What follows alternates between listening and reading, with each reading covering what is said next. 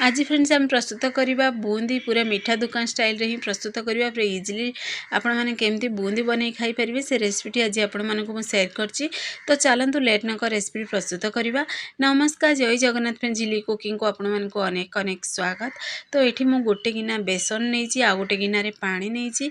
तो आम बेसन रे अल्प अल्प पानी एड करी गोटे बेटर प्रस्तुत करवा जमी देखिए अधिक पतला नथिबो कि अधिक बलिया नथिबो सेही भली बेटर प्रस्तुत करवा। तो देखो यही प्रोसेस रे बेटर प्रस्तुत करेंगे तो परफेक्टली आम बेटर टी प्रस्तुत हो सारी जमी गोटे धारे चामच आम जब बाहर करवा तो गोटे धारे जमी पड़ुव से भाई ही आम बेटर दरकार। तो गोटे आम करेई नवा करेई आम अल्प टिके रिफाइन तेल नहीं तेल जगह आपठी घीरे भी बनई पारे। तो अल्प टिके से बेसन और बूंदी एड करवा जमी आम तेल गरम हो नहीं चेक करने। तो देखो परफेक्टली गरम हो सारी गोटे जाली चटू साहाय्य आम से एड करवा बेसन को एड करवा द्वारा देखो तार छोट छोट जेहेतु होल थाए तो परफेक्टली बूंदी आमर बनी पूरा रेडी हो सारा। तो ये भल से टे मिक्स करदे मिक्स करी आम बूंदी परफेक्टली बनीगला। तो ये चलतु आम छाणिकी बाहर करदे। आपण मैंने बूंदी झरा साहाଯ୍य भी बनई पारे किंतु समस्त मेरे एभेलेबल झरा न थाए। तो मुझे आपने जाली चटू साहाଯ୍य केमती पूरा इजिली बनई पारे से रेसिपी आज आपण मानक सेयार करची। तो देखो केते बढ़िया परफेक्टली आमर बूंदी बनिकी पूरा रेडी हो सारा। से प्रोसेस रे आम सब बूंदी रेडी करदे। तो देखो आपण मैंने चाहिए जो भी फूड कलर एड करेंगे ग्रीन कलर बूंदी बनई पारे ऑरेंज कलर बूंदी भी बनई पारे। मुझे ऑरेंज फूड कलर अल्प टिके एड कर भल से नहीं मिक्स करदेली बेसन रे।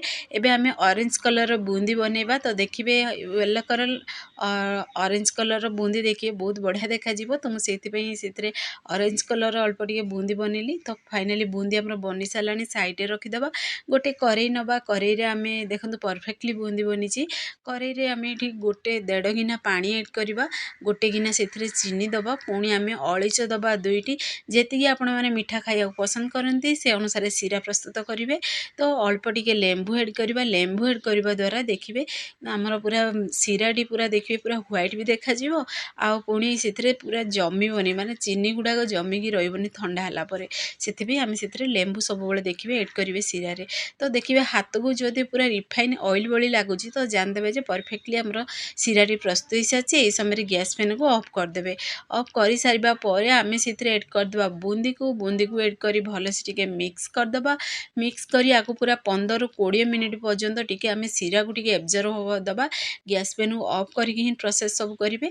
तो देखो परफेक्टली आमर बूंदी बनी पूरा रेडी हो सारी सब से सीरा को पूरा एब्जर्व कर देछि बूंदी। तो आपण मानू देखे दूची पाखरु भी देखंतु केते बढ़िया पूरा आमर बूंदी बनी पूरा रेडी होइसी पूरा पूरी मीठा दुकान स्टाइल रे बनी पूरा इजी तरीका रे आपण माने केमिति बनै खाई परिबे से रेसिपी आज आपण मानकु शेयर करछि। अल्प टिके तापर राशि एड करबा। तो देखिबे राशि एड करे सुंदर देखा जिवो एटा पूरा पूरी ऑप्शनल अछि।